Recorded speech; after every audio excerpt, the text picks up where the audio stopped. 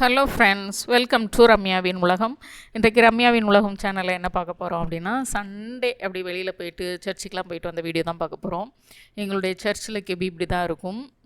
Church வந்து ரொம்ப பெரிய சர்ச்சு. நான் சர்ச்சோட என்ட்ரன்ஸில் வெளியில் வந்ததுக்கப்புறம் தான் சின்ன ஒரு கிளிப் எடுப்போம்னு சொல்லிட்டு எடுத்தேன். மாஸ் முடிகிறதுக்கே வந்து எங்களுக்கு வந்து 10:30 இல்லை 10:45 கூட சில டைம் ஆகிடும். அப்படியே போயிட்டு கொஞ்சம் கறி மீனெல்லாம் வாங்கிட்டு வரலாம் அப்படின்னு சொல்லிட்டு கிளம்புனோம். இங்கே சர்ச்சிலே பார்த்திங்கன்னா பிரேக்ஃபாஸ்ட் மோஸ்ட்லி நிறைய பாட்டிமார் சேல் பண்ணுவாங்க. அதாவது பர்கரு, சாண்ட்விட்சு இதெல்லாம் இருக்கும். அதே தான் மோஸ்ட்லி வாங்கிட்டு வருவோம். நாங்கள் அன்றைக்கு வரும்போது எல்லாமே காலி ஆயிடுச்சு. அதனால் சரி ஓகே, ஏதாவது கடையில் வாங்கிக்கலான்னு சொல்லிட்டு அப்படியே கிளம்பி போனோம். ஆக்சுவலி சண்டே ஈவினிங் தான் ஷாப்பிங் போகணுன்னு பிளான் பண்ணியிருந்தேன். மார்னிங் வந்து சரி தேவையானது அன்றைக்கு தேவையானது மட்டும் வாங்கிட்டு வந்துடலாம் அப்படின்னு சொல்லிட்டு தான் போனேன். கடைசியில் போனதுக்கப்புறம் பார்த்தோன்னா ஈவினிங் ஷாப்பிங் வேண்டான்னு முடிவு பண்ணிவிட்டு தேவையானதெல்லாம் வாங்கிடலாம் அப்படின்னு சொல்லிட்டு இப்போவே முடிச்சிடலான்னு சொல்லி வாங்க ஆரம்பிச்சிட்டேன். போகும்போதே இந்த மீன் கடையில் அப்படி சர்ச்சிலேருந்து வந்த கூட்டம் பூரா அந்த மீன் கடையில் தான் நின்னாங்க. நான் 2-3 நாள் போய் பார்த்துருக்கேன். வீக் டேஸ்லேயும் வெனஸ்டே, சாட்டர்டே, சண்டே அப்படி ஒரு 4 டேஸ் இருக்கும்னு நினைக்கிறேன். இந்த பாம்பேயில் இந்த பாம்பில் அந்த ஃபிஷ் தான் வந்து நிறைய பேர் வாங்குகிறாங்க. இதில் இருக்க கூறு பார்த்திங்கன்னா ப்ரானு, அதுக்கப்புறம் வாழை மீன் இருந்தது, அப்புறம் அந்த பம்பில் ஃபிஷ் இருந்தது. இது எல்லாமே பார்த்திங்கன்னா வந்து கூறு 100 அப்படி வச்சுருந்தாங்க. வாழை மீனுமே ஒரு வாழை மீன் 100 அப்படி சொன்னாங்க. எனக்கு வந்து எந்த மீனும் வாங்க பிடிக்கலை. நம்ம வந்து ரொம்ப ஃப்ரெஷ்ஷாக பார்த்து வாங்கிட்டு அதை நான் உங்கள்கிட்ட க்ளோஸில் காமிக்கலை, அந்த மாதிரி இருந்தது. அதனால் கறி வாங்கிட்டு கொஞ்சம் காய்கறிகள் தேவையானது எல்லாமே வாங்கிட்டு வந்துட்டேன். பழம் எல்லாமே அதிலே இருந்தது. அப்படியே வாங்கிட்டு வீட்டுக்கு வந்துட்டோம். என்னெல்லாம் வாங்கிட்டு வந்தேன் அப்படின்னு சொல்லிட்டு பார்க்கலாம். போகும்போது நல்லா தான் இருக்கும். விறுவிறுக்க பேக் எதுவுமே எடுத்துகிட்டு போகல. வழக்கமாக பேக் கொண்டு போவேன். நம்ம ஷாப்பிங் போகணுன்னு ஐடியாவில் போகல. இங்கே இப்போ மழை வேறன்றதுனால கையில் எப்பவும் குடையும் வேறு எடுத்துகிட்டு போகணும். எல்லாத்தையும் இப்படியே தூக்கிட்டு அப்படியே வந்துட்டேன்.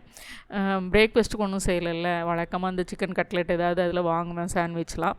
அதனால் சரி ப்ரெட் இருந்தது. அப்படியே அந்த கறி வாங்கின கடையில் அந்த சிக்கன் பேட்டி அது வாங்கிட்டேன். அந்த பேட்டிஸ் வந்து நமக்கு வந்து அப்படியே இப்போ பொரிச்சு எடுக்கிறது தான். சரி ஆளுக்கு 2 பொரிச்சிக்கலான்னு சொல்லிட்டு அதை வாங்கிட்டேன். அப்புறம் பப்பாளி பழம் இங்கே கிலோ 40 ரூபா, 50 ரூபா, 60 ரூபா, 70 ரூபா வரைக்கும் வச்சு விற்பாங்க கடைகளை பொறுத்து. ஆப்பிள் விலை குறைய இருந்தது. அதனால் சரி ஓகே ஆப்பிள் வாங்கினேன். இந்த குட்டி குட்டி ஆப்பிள் சீசன் வந்திருக்குல்ல, அதனால் அந்த ஆப்பிள் இருந்தது. அப்படியே சரி ஓகேன்னு சொல்லிட்டு அது ஒரு 2 கிலோ அப்படி வாங்கிட்டேன். ஏன்னா விலை குறைய குறைஞ்சிருக்கும்போது சீசன் ஃப்ரூட்ஸ் எல்லாமே விலை குறைய இருக்கும். பப்பாளியும் கிலோ 40 ரூபா தான் இருந்தது. அப்புறம் இந்த வெங்காயத்தால் 10 ரூபாய்க்கு இவ்வளோங்கன்னு தான் தந்தாங்க. இது நம்ம மார்க்கெட்டில் போய் வாங்கினா இதுக்கு ஒரு 3 மடங்காவது இருக்கும். அப்புறம் மல்லி இலையும் இதுவும் 10 ரூபா தான், 10 ரூபாய்க்கு தான் தருவோன்னு சொல்லிட்டாங்க. அப்புறம் இந்த கோஸு இது ஒரு 30 ரூபா. இது எல்லாமே நம்ம மார்க்கெட் போனோம்னா அப்படியே பாதி ரேட்டு தான் இருக்கும். அதாவது பழமாக இருக்கட்டும், காய்கறியாக இருக்கட்டும் எல்லாமே. அப்புறம் நெல்லிக்காய் வாங்கி ரொம்ப நாள் ஆச்சு நெல்லிக்காய் சாப்பிட்டேன். அதனால சரி நெல்லிக்காய் ஒரு 1/4 கிலோ வாங்கினேன். அதுவே 40 ரூபா. தக்காளிங்க விலைன்னு சொன்னால தக்காளியும் வந்து 1/2 கிலோ 40 ரூபா. அதுக்கப்புறம் மாம்பழம் வந்து இங்கே கிளிமுக்கு மாம்பழம் நல்ல ஸ்வீட்டாக இருக்குது. சின்ன வயசில் நம்ம ஊரில் சாப்பிட்டா அதை விட இனிப்புன்னு சொல்லலாம். நல்ல ஒரு இனிப்பாக இருக்குது. இங்கே வந்து பழங்கள் காய்கறிகள்லாம் எனக்கு தெரிஞ்சு ரொம்ப வந்து என்ன சொல்கிறது, சீசனுக்கு உள்ள பழங்கள்லாம் நல்ல விலை குறைவாகவே மருந்து போடாமல் இருக்கிற மாதிரி தான் ஃபீலாக இருக்குது. ஏன்னா மாம்பழம்லாம் நாங்கள் ஹோல் சீசனுமே நாங்கள் நல்ல மாம்பழம் வாங்கி சாப்பிட்டோம். இப்படி தான் இன்றைக்கி சண்டே போச்சு. இனிமேல் தான் சமையலாம் ஆரம்பிக்கணும்.